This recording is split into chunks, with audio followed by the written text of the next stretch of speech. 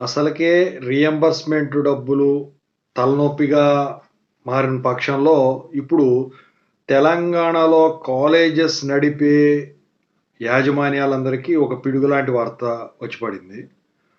So, ఇది నిజంగా big షాకేననమాట ఈ తెలంగాణ కాలేజెస్ అన్నిటికి కూడా. సో, ఎప్పటినుంచో నడుపుకుంటా వస్తా ఉన్నారు. సో, ఇంతకీ ఆ షాకేంటి? దాని గురించి మాట్లాడుకుందాం. ముందుగా అయితే ఇంతవరకు ఈ ఛానెల్ సబ్స్క్రైబ్ చేసుకున్న వాళ్ళు ఎవరైనా ఉంటే సబ్స్క్రైబ్ చేసుకొని, ఈ వీడియోని లైక్ చేయండి, షేర్ చేయండి. మీకేమైనా డౌట్స్ ఉంటే కాల్ మీ 4 ద్వారా కాల్ చేయండి. తెలుగు ఇంజినీరింగ్ ఎడ్యుకేషన్ టెలిగ్రామ్ ఛానెల్‌లో జాయిన్ అయ్యి వీడియోకి ఒక హైప్ ఇవ్వండి. ఇక టాపిక్‌లో వెళితే, సో, జనరల్‌గా ఏంటి, ఇప్పుడు కౌన్సెలింగ్‌లో సీట్ వస్తది. అది ఏదైనా గానివ్వండి.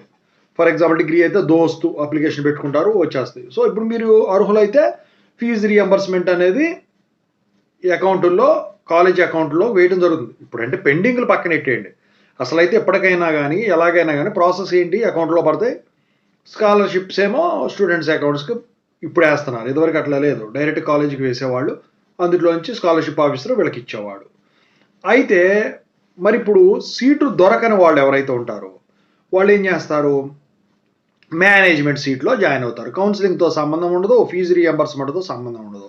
అయితే ఇప్పుడు తెలంగాణ ప్రభుత్వం వచ్చేసరికి ఒకదాని మీద దృష్టి పెట్టింది. ఏంటంటే కొంతమంది స్టూడెంట్సు అధిక ఫీజులు వసూలు చేస్తున్నారు కాలేజీలు వాళ్ళు మేనేజ్‌మెంట్‌కొచ్చేసరికి, సీట్‌కొచ్చేసరికి ప్రభుత్వం చెప్పిన దానికి కాకుండా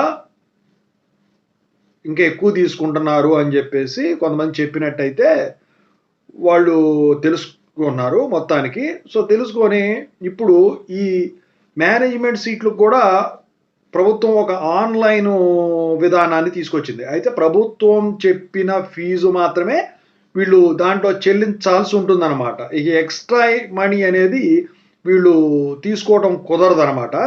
ఇక ప్రిస్క్రైబ్డ్ ఫ్రీ మాత్రమే ఉంటుంది. ఫర్ ఎగ్జాంపుల్ 60,000 ఒక సీట్ అనుకోండి. వీళ్ళు 70,000 తీసుకోవడం కుదరదు. 60,000 తీసుకుంటారు. అది కూడా మీరు ఆన్‌లైన్‌లోనే కట్టాలి. సీటు మీరు కాలేజీలో మాట్లాడుకుంటారు.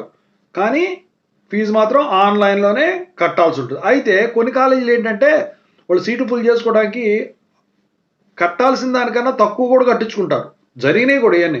మరి వాటి పరిస్థితి ఏంటని చెప్పేసి ప్రభుత్వం అయితే ఏమి చెప్పలేదు. ఎందుకంటే ఇప్పుడు కొంతమంది లేనోళ్ళు ఉంటారు. వాళ్ళ దగ్గర తక్కువ ఫీజు తీసుకుంటారు. సో, తీసుకున్నప్పుడు మరి ఇప్పుడు 40,000కి ఇచ్చారనుకోండి, రూ. 60,000 సీటు. ప్రభుత్వం ప్రిస్క్రైబ్డ్ 60 అయితే వీళ్ళు 40కి ఇచ్చారనుకోండి. మరి 20,000 ఎక్కడి నుంచి తెచ్చిస్తారు? చచ్చినట్టేగా స్టూడెంట్స్ దగ్గర నుంచే వాళ్ళు వసూలు చేయాలి. అంటే తక్కువకి ఇవ్వడం కుదరదు. మరి దాని మీద మార్గదర్శకాలు కూడా విడుదల చేస్తే బావుంటుందని చెప్పేసి అందరూ కూడా భావిస్తా ఉన్నారు. ఓవరాల్‌గా అయితే ఇది కాలేజీలన్నిటికి కూడా ఈ పిడుగులాంటి వార్త. ఎందుకంటే మేనేజ్‌మెంట్ సీట్ల మీదే ఎక్కువ మిగిలేది ఎవరికైనా గానివ్వండి. సో, ఇదే కాలేజెస్‌కి వీళ్ళు పాస్ చేసినటువంటి న్యూస్. ఇంకా దాని గురించి అఫీషియల్‌గా తెలియాల్సుంది.